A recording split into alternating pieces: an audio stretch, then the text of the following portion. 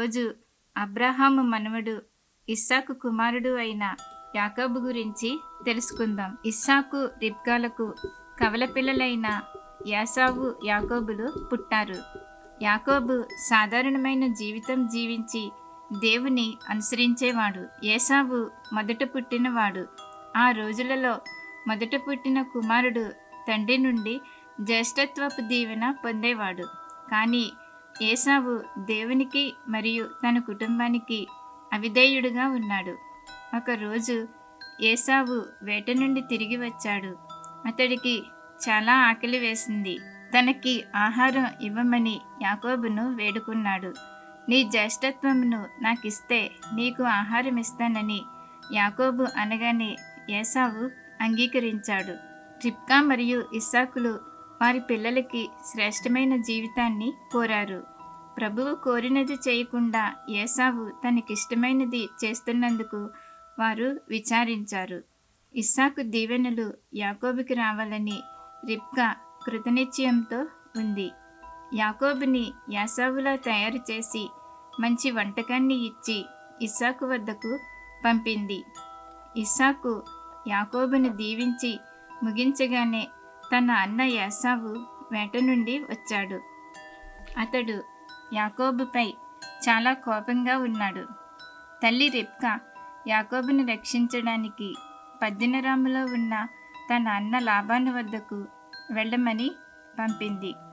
లాబాను అంటే లాబాని ఆశించేవాడు. యాకోబు తన మేనమామ దేశం వెళుతున్నప్పుడు సాయంకాల సమయంలో ఒక చోట ఆగి ఒక రాతిని తలగడగా చేసుకుని నిద్రపోతున్నాడు. నిద్రలో ఒక కలగన్నాడు. ఆ కలలో ఒక నిచ్చెన కనిపిస్తుంది. దాని ఒక కొన భూమి మీద ఉంది. రెండవ కొన ఆకాశాన్ని అంటుతుంది. దేవదూతలు నిచ్చెన ఎక్కుతూ దిగుతూ ఉన్నారు. నిచ్చెన పైభాగంలో దేవుడు ఉన్నాడు.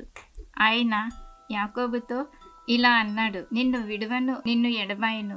నీ సంతానాన్ని భూమి మీద ఇసుక రేణువుల వలె చేస్తాను. నీవు వెళ్ళే ప్రతి స్థలంలో నిన్ను ఆశీర్వదిస్తాను. ఈ ప్రదేశానికి మళ్ళీ రప్పిస్తాను.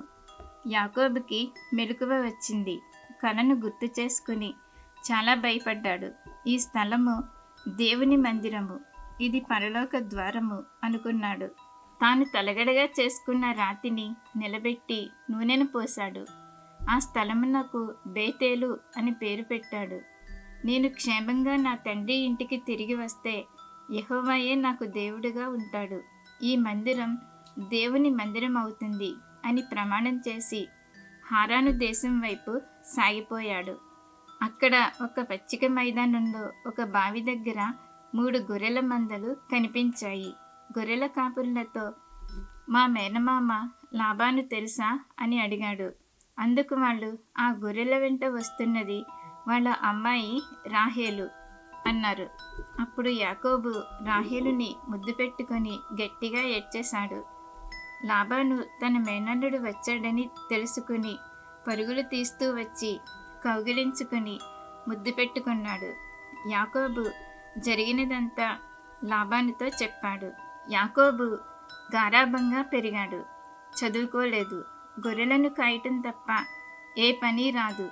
యాకోబు లాబానుతో, నీ 2వ కూతురు రాహేలుని ప్రేమిస్తున్నాను, పెళ్లి చేసుకుంటానని చెప్పాడు.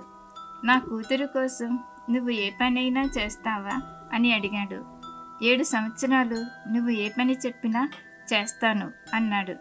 అలా యాకోబు 7 సంవత్సరాలు రాహేలు కోసం తన మామ వద్ద పనిచేశాడు. యాకోబు లాబానుతో, నా నిర్ణీత కాలం అయిపోయింది, ఆమెను ఇచ్చి పెళ్లి చేయండి అని అడిగాడు. అప్పుడు లాబాను, నీకు చీకటిలో పెళ్లి చేస్తాను, ఒప్పుకుంటావా అని అడిగాడు. ఎలాగైనా పర్వాలేదు అన్నాడు. ఆ రోజు అందరినీ పిలిచి విందు చేశాడు. పెద్ద కూతురు లేయాను తీసుకువచ్చి వివాహం చేశాడు. తెల్లవారిన తరువాత లేయాను చూసి, వదినా, నా భార్య రాహేలు ఎక్కడా అని అడిగాడు. నేనే నీ భార్యని, నాతోనే నీ పెళ్లి జరిగింది అని చెప్పింది.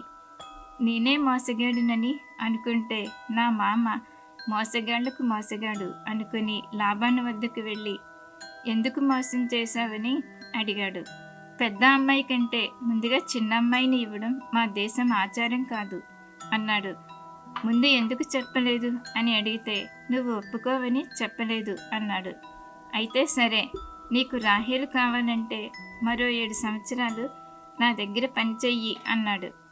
యాకోబు రాహేలు మీద ప్రేమతో మరో 7 సంవత్సరాలు పనిచేశాడు. 14 సంవత్సరాల తర్వాత రాహేలుతో పెళ్లి అయింది. లేయాకి 4 కుమారులు పుట్టారు. రాహేలుకి సంతానం కలగలేదు. అక్కని చూసి అసూయపడి యాకోబుతో నాకు సంతానం కావాలి, లేకపోతే చస్తాను అంది. 14 సంవత్సరాలు ప్రేమ ప్రేమ అంటూ తిరిగిన యాకోబుకి ఒకరినొకరు ద్వేషించుకోవటం, ఒకరినొకరు నిందించుకోవటం, అసూయ పడటం మొదలయ్యింది. అప్పుడు యాకోబుకి దేవుడు గుర్తు వచ్చాడు. నేను దేవునికి ప్రతినిధిగా ఉన్నానా అనుకున్నాడు. 25 సంవత్సరాల క్రితం నా జీవితం వేరు. ఎంతో సంతోషంగా ఉండేవాడిని. అబద్ధాలాడి ఎదుగుదామనుకున్నాను, కానీ ఎదుటివాడి చేతిలో చిత్తైపోయాను. నా వలన నా మామ ధనికుడయ్యాడు, నాకంటూ ఏమీ లేదు అని బాధపడి తిరిగి మా ఊరికి వెళ్ళిపోతాను అని నిశ్చయించుకున్నాడు. రాహేలు గర్భవతి అయి యోసేపు పుట్టిన తర్వాత తన మేనమామకి చెప్పకుండా తనకు రావలసిన గొర్రెలను, మేకలను, ఒంటెలను, భార్యలను, దాసీలను తీసుకొని తన తండ్రి వద్దకు కనాను దేశం వైపు బయలుదేరాడు. దారిలో ఒక వార్త వచ్చింది. నీ అన్న కోపంతో నీకు ఎదురు వస్తున్నాడు, నీ మామ నీ వెనుక వస్తున్నాడు అని తెలిసింది. అన్నీ ఉన్నా నాకు తృప్తి లేదు అని బాధపడుతూ భార్యలని, పిల్లలని, పశువుల మందలను మీరు వెళుతూ ఉండండి, నేను వస్తాను అని చెప్పి వాళ్ళని నది దాటించి ఒడ్డున ఉండి బోరున ఎడ్చేశాడు. ఆ రాత్రి ఒక దూత యాకోబుతో తెల్లవార్లు పెనుగులాడడం జరిగింది. దేవా, తండ్రిని మోసం చేశాను, అన్నని మోసం చేశాను, మామని మోసం చేయాలనుకున్నాను, ఓడిపోయాను, చిందర వందర అయిపోయాను. దేవా, నన్ను దీవించు, నీవు లేకపోతే నేను బ్రతకలేనయ్యా అంటూ దేవుని పాదాలు పట్టుకొని బ్రతిమలాడాడు. దేవుడు నన్ను వెళ్ళని అన్నాడు. యాకోబు వెళ్ళనీయును అన్నాడు. దేవుడు యాకోబు తుంటి నరం విరగ్గొట్టాడు, అయినా వెళ్ళనీయును అన్నాడు. అప్పుడు దేవుడు నీ పేరేమిటి అని అడిగాడు. యాకోబు అంటే మోసగాడు, నేను మోసగాడిని అన్నాడు. అప్పుడు దేవుడు నీలో ఈ మార్పే నాకు కావాలి అన్నాడు. ఇక నుంచి నీ పేరు యాకోబు కాదు, ఇశ్రాయేలు, ఈ రోజు నుండి నీ పేరు ఇశ్రాయేలు అన్నాడు. తెల్లవారిన తరువాత తన అన్న ఎదురుగా వచ్చి ప్రేమతో ఆలింగనం చేసుకున్నాడు. తన మామ కూతుళ్లను, అల్లుడును దీవించి వెళ్ళిపోయాడు. యాకోబు తన అన్నని, తండ్రిని మోసం చేయనవసరం లేదు. ఎందుకంటే ఏసావు, యాకోబు పుట్టక ముందే దేవుడు యాకోబుని కోరుకొని పెద్దవాడు చిన్నవాడికి దాసుడవుతాడు అని అన్నాడు. యాకోబు అతని తల్లి రిబ్కా పన్నాగాలు, అబద్ధాలతో అవసరం లేకుండానే దేవుడు తన మాట నెరవేర్చుకునేవాడే. ప్రతి పనిని దేవుని చిత్త ప్రకారం చేసి ఆయన చేతిలో వదిలేస్తే తగిన సమయంలో ఆయనే నెరవేరుస్తాడు. ఈ వాక్యాన్ని దేవుడు దీవించునుగాక. ఈ కథనం మీకు నచ్చినట్లయితే మా ఛానల్ సబ్స్క్రైబ్ చేయండి, లైక్ చేయండి, షేర్ చేయండి. ఆమేన్.